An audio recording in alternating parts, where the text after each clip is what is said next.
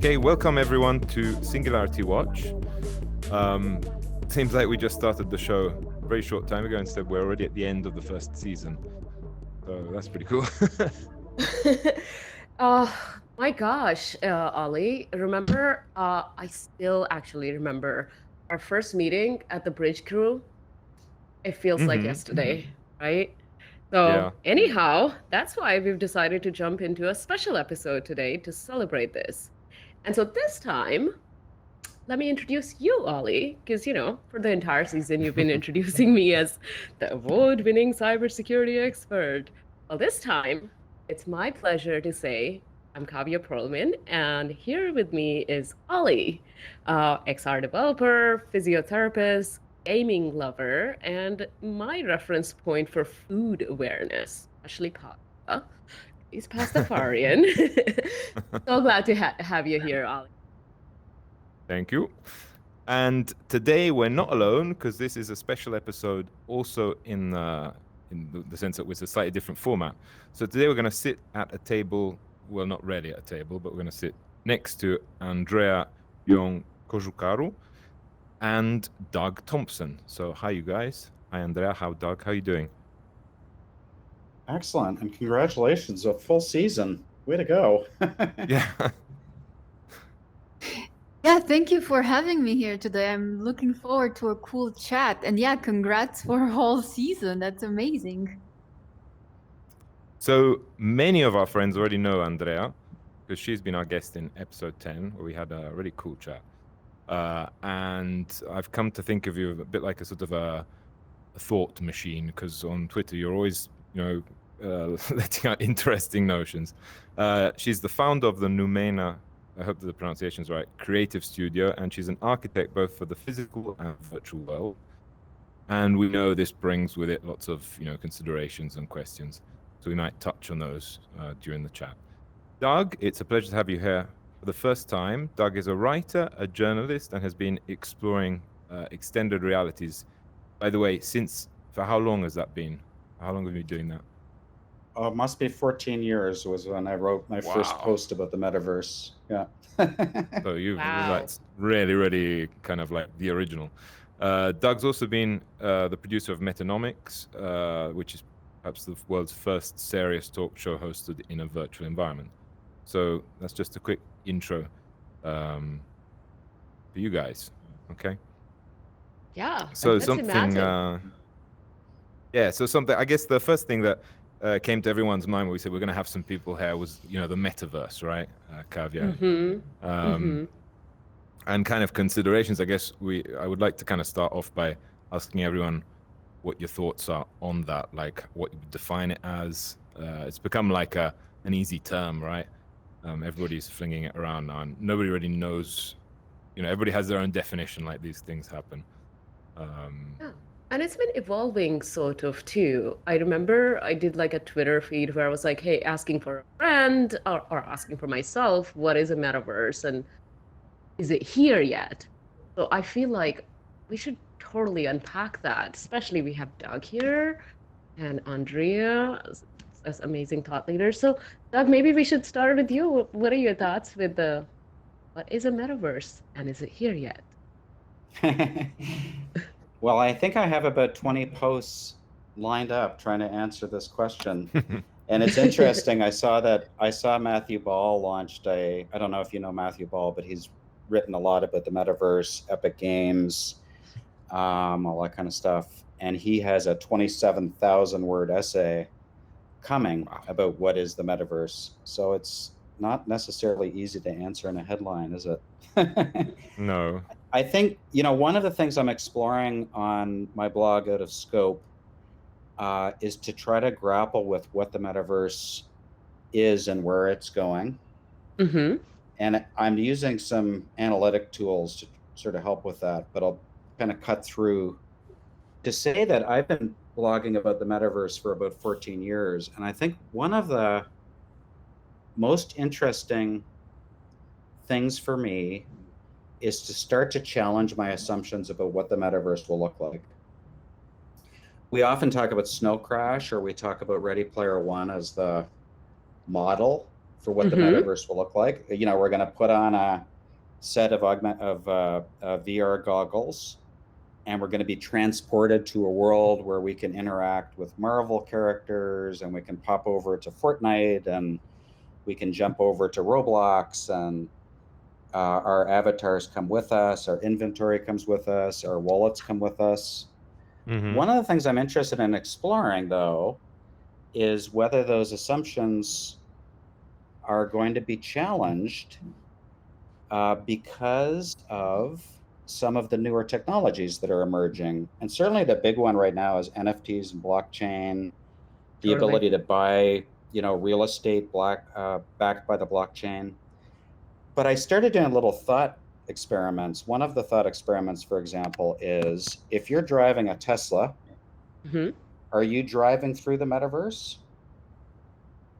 Because in a sense, your Tesla is an avatar, and you are driving through a three-dimensional world that you can't necessarily see.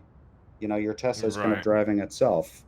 So part of what I think is going to be interesting over the next, I don't know, couple of years, especially as optics change and we start wearing glasses outside, where we start experiencing see-through VR in our living room, which is what Apple is projected to do, is to start challenging our assumptions of what the metaverse will look like. So I would say that the phrase I used on Twitter is that the metaverse is here. It's just that the highways are not in place yet. Right. Part of my premise here is that a lot of the metaverse is being built, but it's not easy to access.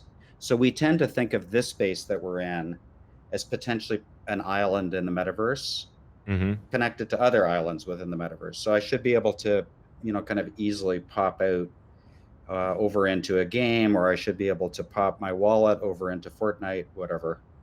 Yeah. But in fact, I think is one of the things I'm super fascinated with, for example, is scanning. And we saw that this week with Varaho launching this ability to teleport. So I'm wearing goggles in one location, which are scanning my location in real time, and somebody in a completely different location can teleport to where I'm located. So we know people are scanning. I don't know if you guys, you know, with LiDAR on your phones and people with photogrammetry, you know, we're scanning the world around us. These assets are being created. They're not currently easy to see. They're not. I can't pop into the scan I did of the British Museum, let's say. So I think parts of the metaverse are being built. It's just not easy to access yet. Easy to access. Andreea, what do you think? Because, you know, Doug said we can't see yet. I feel like there is an element of, you know, ability to exchange stuff across different places. Like, I feel like, I don't know, interoperability, is that something that rings a bell? Yeah, maybe. Actually, I have to say, this is a really hard question. I didn't expect to dive into it so quickly. Here. Yeah, like that's amazing. And this is one of the things that I have not been engaging with, and in a way even like kind of postponing thinking about it. But I'll try to, maybe there's value in giving you kind of my on-the-spot reaction. So this is definitely not something I've been thinking of for 14 years. It's just what's coming through my head right now. So I would say, I don't think we're there yet. I don't think we have it. And if I was to try to understand what it is for me, I would say the metaverse has to be defined as a new form of organization for these creatures that we call humans. And to recognize it as such, I would say we have to be able to recognize new social, political, and economical systems. So if you apply that to existing social networks, for example, is the answer yes to all of those things? I would say yes. The answer is yes to all of those things. Like the very big, powerful social networks, they have political way to influence politics. They have a new way to organize society, and they have created completely new economical systems.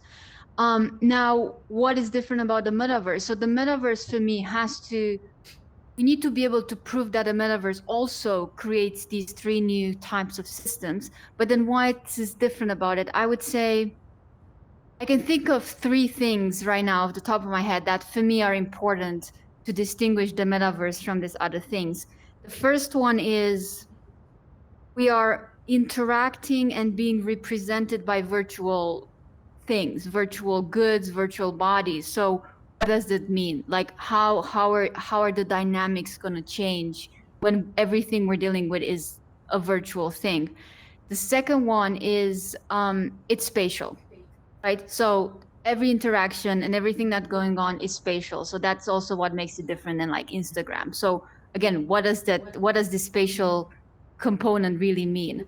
And the third thing that I'm thinking of right now is it really man, this is maybe not just the metaverse, but we have to start acknowledging the fact that these creatures we call humans are not going to be the only things around. There will be other types of agents.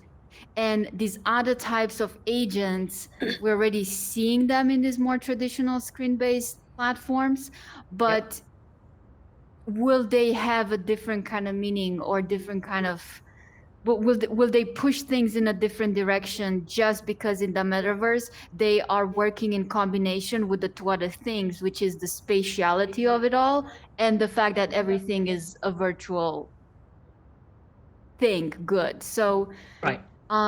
yeah, so those are kind of the areas that I'm thinking about. And am I aware right now of any kind of platform that we would call the metaverse that has already developed into distinct and new social, political, and economical systems? I would say no.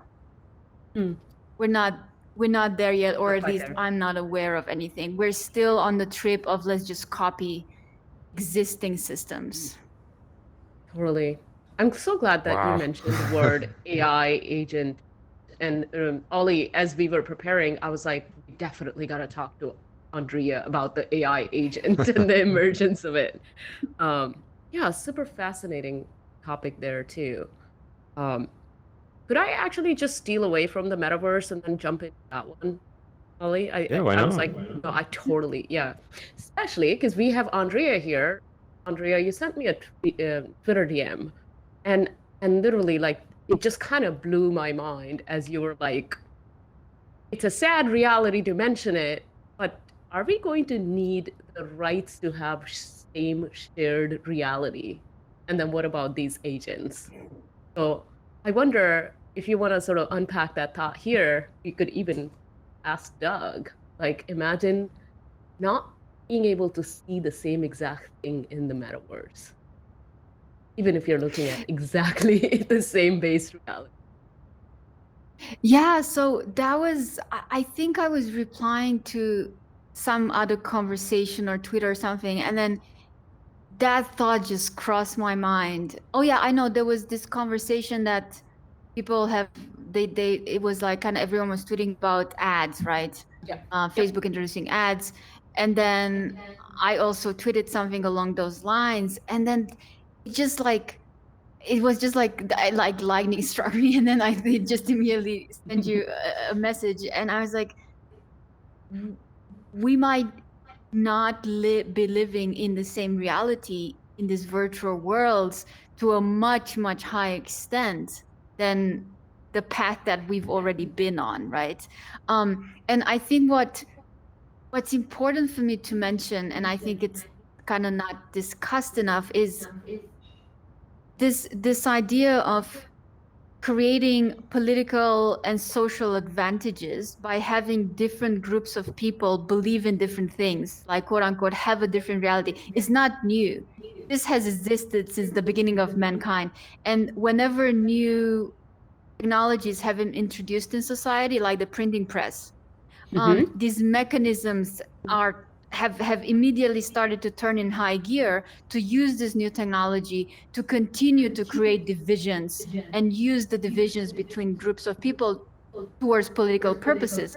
So we're dealing with exactly the same thing on repeat, but on kind of slightly different grounds. So many times I feel like from these conversations, we lack a bit a discussion of historical precedent and more of an awareness of how this has already happened. And then with that as a background, I think we might be sometimes a bit more successful in trying to tease out what the heck is going on right now. Wow, yeah, but it kind of makes me think two things, right? One, from what you've said, how much are we actually going to be living in this kind of situation where you're seeing one thing and I'm seeing another, and what does that mean in terms of like empathy and stuff like this? And I'm not just using it as a kind of a fashionable word. I'm literally saying, if I see the expression on your face, I feel something, right? Like you're sad, I feel sad. But if we're seeing two completely different versions of reality, isn't that going to accelerate something that seems to have almost kind of already happened, where people are less and less involved with other people's fate, right? And I can't remember what the second point was, but that was the first one. Yeah, I want to quickly add to that. I want to say we've been living for a long time in two Americas, although I no longer live in the US. But I remember when John Kerry ran for president a long time ago, he had this speech in which he famously said, there are two Americas. And that quote kind of got a bit of attention, and then it kind of got lost, and now it's coming back because we've all seen firsthand the political repercussions of platforms that are able to sell different realities to different groups of people. Right. And that's not a coincidence, right? That has been something engineered to achieve exactly that kind of power. So we don't even have to imagine the repercussions. Like, yeah, we've lived through them. Totally. And now then imagine that on a way scarier scale, or imagine that people would not even need several months of a social media paid ads campaign. The moment people are completely immersed in this world, maybe instead of 5 months, you would need like 5 days to get them to change Totally. their mind about something. It's like, Yeah, and Doug, I mean, can you imagine, like, I'm pretty sure you have in all these years, you've probably been thinking about these things, but AI agents, your AI agents, maybe many of them sort of doing the work that you want to do. So maybe eventually like the campaigns being managed by these agents.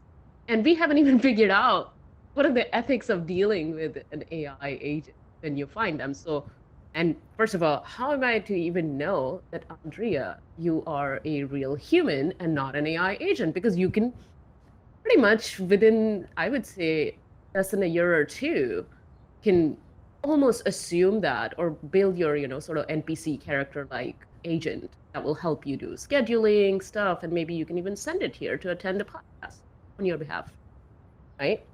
What do you think? Yeah, I wrote a post recently called about semi-autonomous avatars, and it was teasing out this very concept that one of the assumptions we make about the metaverse is that we log in and I'm here with 3 other people and somebody filming us.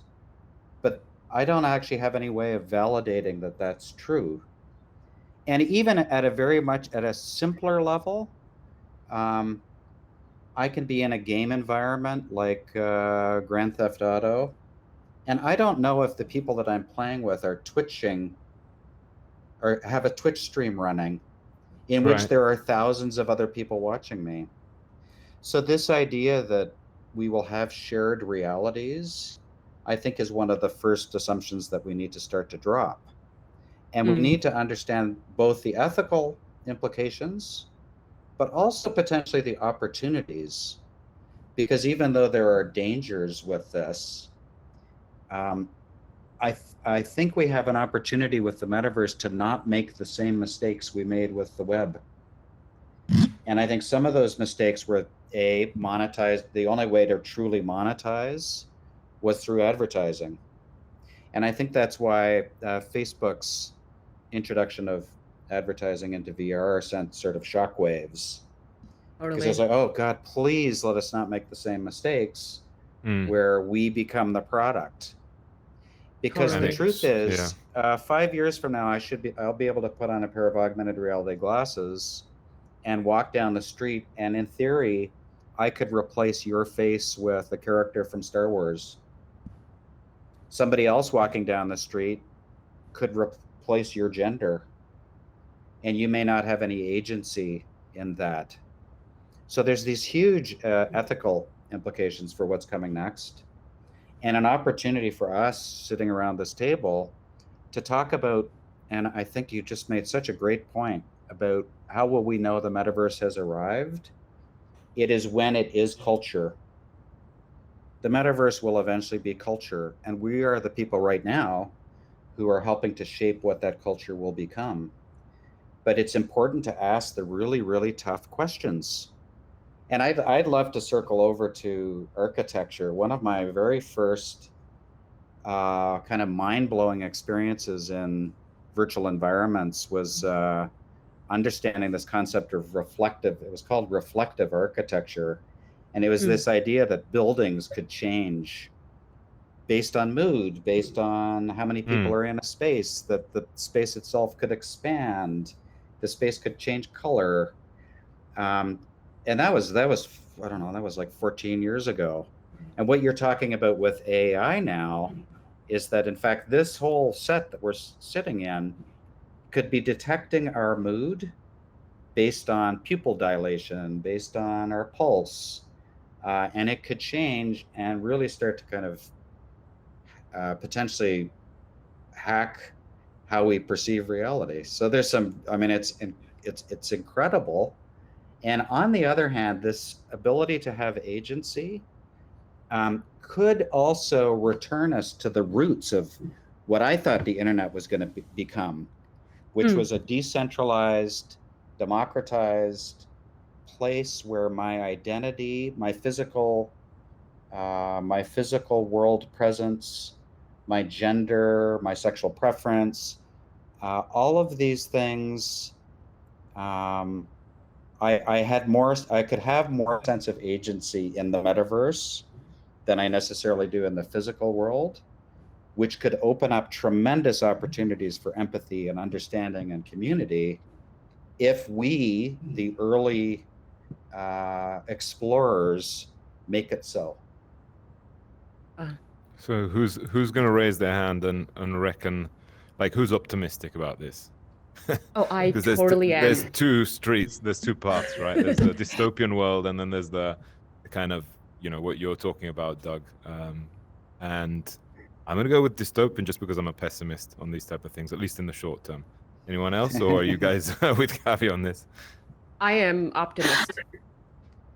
I hope you're right. I'm usually a pessimist, like hardcore pessimist, but for some reason when it comes to VR, I feel differently. And you know why? Because I feel like despite terrible conversations we're all getting into sometimes on Twitter and harassment and all of these issues, I have been able to find not many, but enough people in the community to make me want to get up in the morning and give it another shot. And I haven't necessarily found this in other industries or communities that I've been part of before.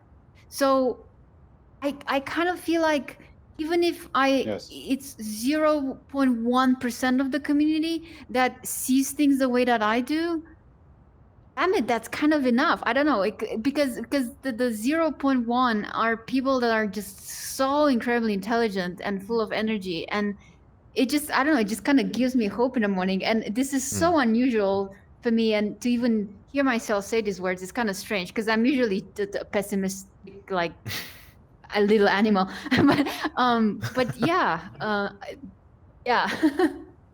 I think we can do it. Your feeling is so Ready Player One. Didn't like High Five take on the IOI thing? And, you know, of course, there may be other high fives in the context. But yeah, it's literally that, is that larger companies are already insinuating like, oh, ad-based model, and we just have to push back. Like, I feel like this has happened before. In fact, I was discussing yesterday with one of our medical XR advisors, Ryan Cameron, and he was talking about how are we allowing these people to take our data, which is practically money right now. Like, data is the gold. Data is what fuels everything around us right now. And yet we are just like in this, you have this kind of like a machine where all the money is just flying, and it's like grab as much as you want and grab as much as you can. But we've kind of turned that around.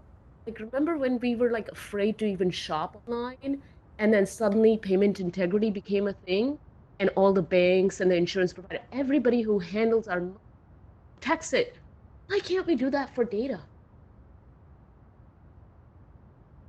Yeah, I mean, I think we can. And you know why I think we will, or what it is that gives me so much hope, is because I find incredible clarity in what you just said. Because usually there's a sense sometimes when we're unhappy with something, it's not always clear, okay, so what are we going to do about it? Or what's the alternative path, and who's going to follow that alternative path? So you have a community go through several years and sometimes even decades in certain cases where it's like, okay, we're unhappy, but we don't exactly know where we need to go. Whereas in this case, there is clarity. We know exactly what we're unhappy with. We know exactly which alternative way we need to go. So I find that incredibly hopeful. Yeah, and one thing I feel hopeful about is the kids, to be honest. I think that this generation that's growing up is much more literate about data, first of all. And I have my, nephew as one of my reference points. But then you also look at something like Roblox and Minecraft and a whole generation that gets their sense of reward from creating and sharing those creations. And that to me is so exciting, because it means that we're not necessarily going to just be reliant on the AAA game makers, on people feeding us content, but that when we can create our own and we can monetize that, like I can make a little living selling coaches here. If I'm a 16-year-old building environments that all of my friends are, coming to visit, I think that's just so amazing, and creates potentially a new path to how money is made, because that was the problem with social media. Mm-hmm. That's an amazing point. Yeah, I'm the only pessimist, basically. No, but generally, like, kids' conversation for me starts with like, oh my God, dangers, but that's so hopeful. And that goes back to the point Andrea was making, the culture is evolving.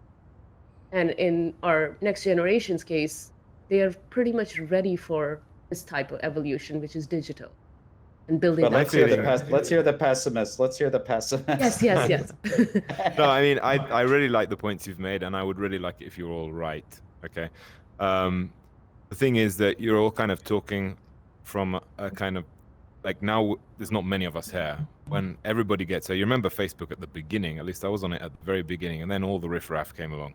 And it was like, oh my God, everybody and their mom and their cousin and their dad was on Facebook. And all of a sudden, everyone, you really got to see the ugly side of that. And the internet was kind of the same, right? I wasn't really on internet at the very beginning, but you kind of saw when literally everybody started using it, you'd start to really get to see the kind of how it then became an instrument just to use people and stuff. And my fear is that when this expands, then we'll see, it won't be like a nice little family of pioneers. It's going to be like a sea of monstrosities all around. And that's just kind of the general pessimistic thought. But you were talking about, literacy. And I also think that we are kind of used to talking to people of our own cultural level. But I get to work with a lot of people who have a very low cultural level through no fault of their own. And in that aspect, you see how I actually think perhaps newer generations, at least here in Italy, are more illiterate. Like they don't know how to tell a fake scammy website from a true information. We've had all the fake news business. They don't even know how to fix something technological. Whereas one generation before that, we would kind of fix up our own PCs. So I'm not convinced that across the spectrum of different populations in the general population, people are going to be so literate. I think they're just going to be more used to using technology, but perhaps less knowledgeable about it. And so that's where it's really important to make that change. But I don't think it's easy, because we're not going to have the favor of anyone who wants to sell stuff, and they're the ones with the power. So that's why I'm pessimistic, basically. I really hope I'm wrong about that, and it's worth doing everything one can to change that. But yeah, I don't know what the solution is to that. But anyway, that's my thought. Yeah. I'd love for you to sort of tell me I'm wrong and tell me why I'm wrong, because I'd love to change my mind about that. Maybe a tiny little positive angle to what you said, or I agree with your concerns, and I have them too. What I think about when I try to address them a little bit is I think about how the internet has helped so many people that would otherwise have remained in a completely different social and cultural bubble. That's a fair point. Discover things. So Definitely. We all know people that come from extremely disadvantaged backgrounds who, because of their social economical background, they would have never been able to attend courses or universities. But because of the internet, they learned things by watching YouTube tutorials, and now they're successful freelancers, or they got great jobs. Like we have seen that strong positive side of the internet, despite the many horrors that it has also brought to society. So I'm hoping virtual worlds will prove to be a bit in the same kind of boat, right? Where we'll see some pretty bad things, but then we'll also see how it's helping people acquire new skills and develop new things, and it's opening up their cultural horizons to things that are not possible on the internet. And I have one clear example. We're working on something that allows people to design architecture in VR. And because architecture is such a spatial kind of endeavor, you can't really do that on the internet, on the computer screen. So that has been a bit of a territory that the internet hasn't been able to conquer. And we've put people in this application, and we've asked them to like design their own house, and people can do it. And it's just mind-blowing. And you can see this big grin below the headset, you know, how much joy they're experiencing in realizing that, hey, maybe I'm an architect. Maybe I can design things. Like they discover a hobby, or maybe a future profession, or a talent that they never had access to before and would really not be possible without VR. So I'm very, very optimistic about those kind of things, you know, or people like myself who feel like unless I find a client that gives me a few $1,000,000 so I can design their seaside villa, so I can prove my talent to the world, I can't really share with you what I think I'm best at, which is designing spaces. But all of a sudden, I can. All of a sudden, I don't need $2-3 million anymore. I can even just do it on the weekend on my free time and share this space with you. And for me, that's pretty mind-blowing. So I don't think the impact is going to be equal for all professions, but some professions are going to undergo huge changes because of VR. You've sort of made an implicit point, which is kind of that there's a kind of the more you open up things to people who have some kind of potential that they don't know about.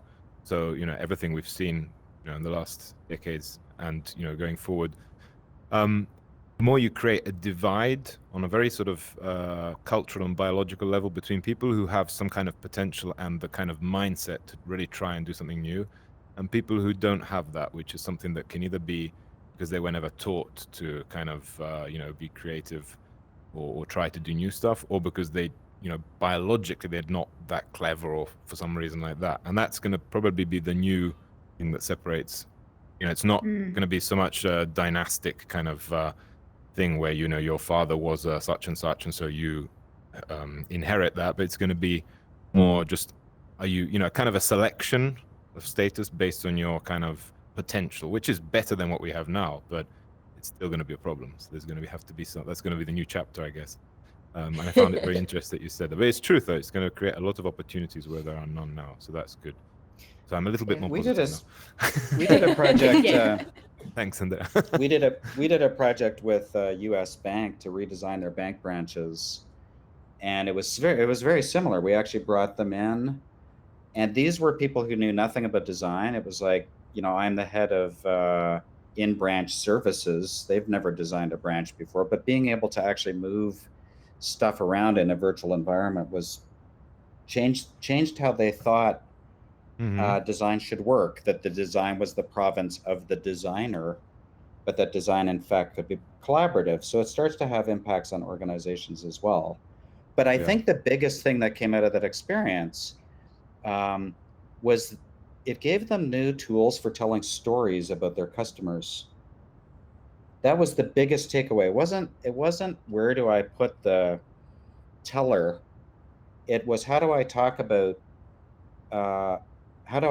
my customers and the stories, just being able to tell those stories, which is my real passion about the metaverse, is how it is a new platform for storytelling.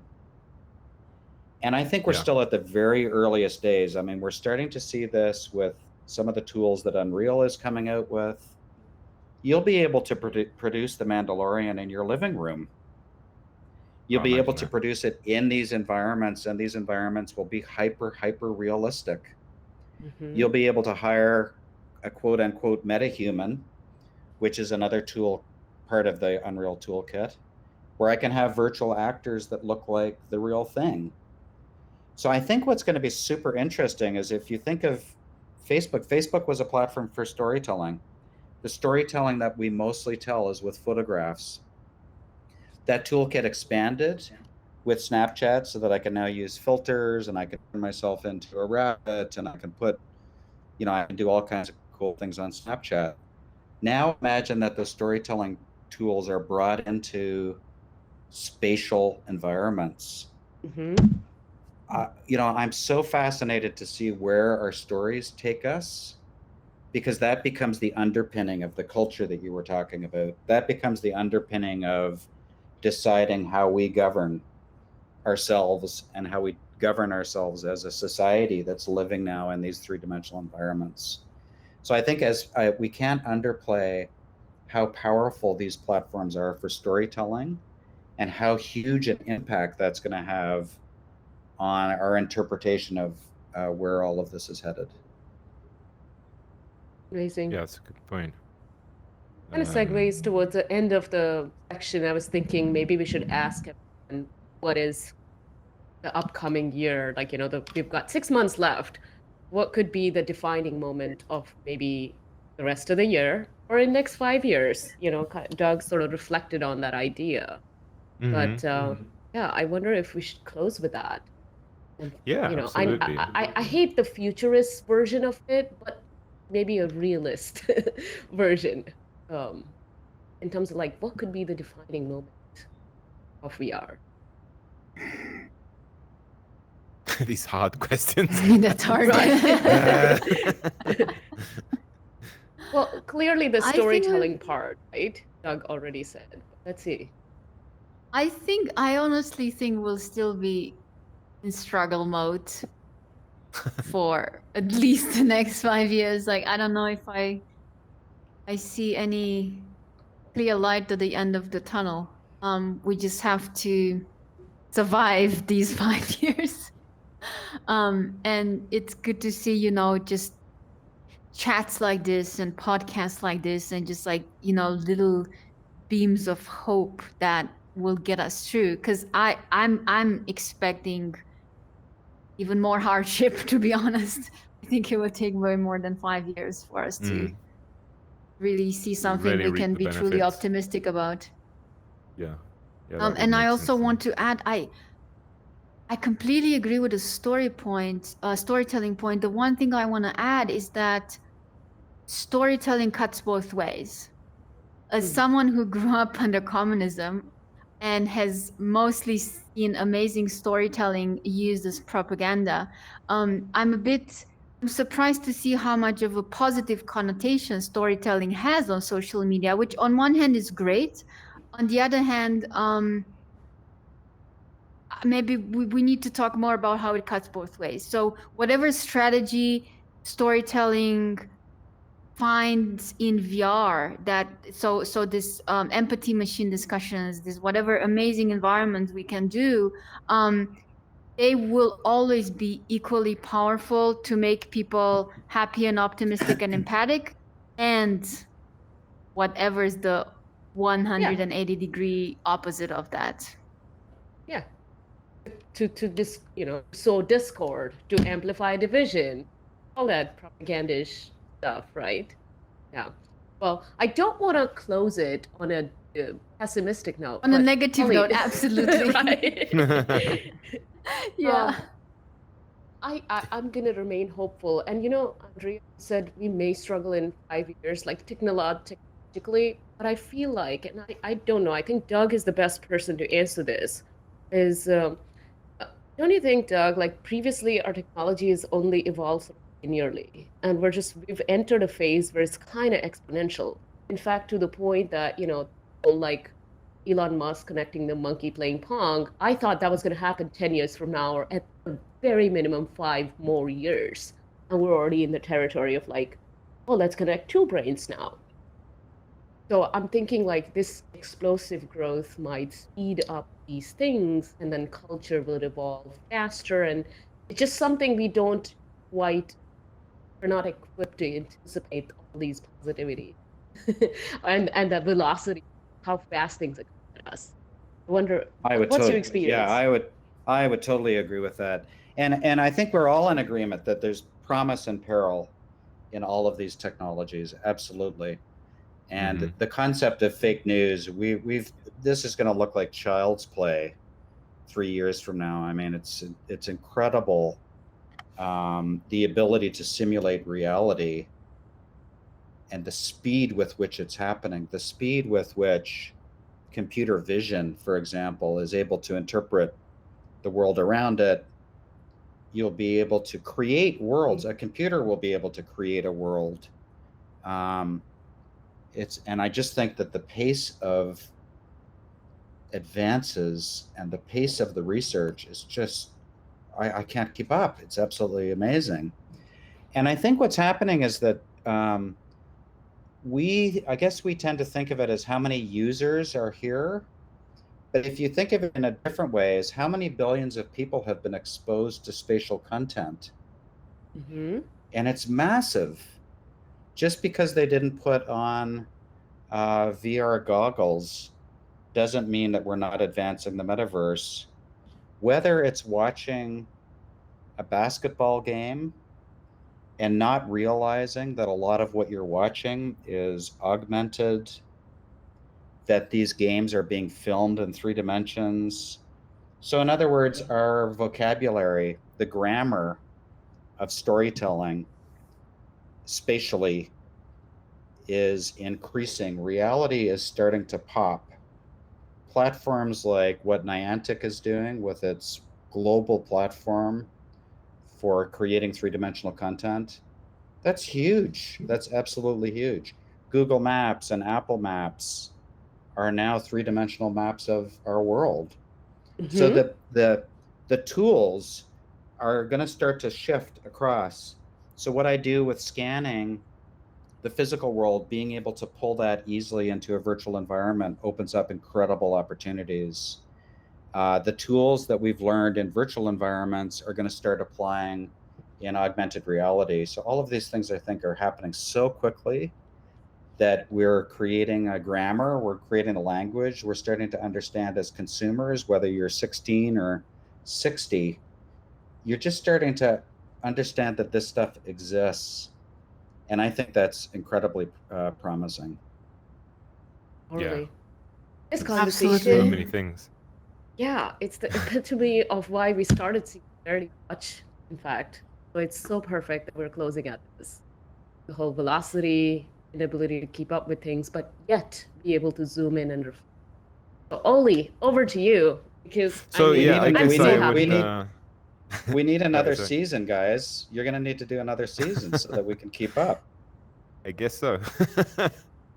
Yeah. So I don't even know where to like.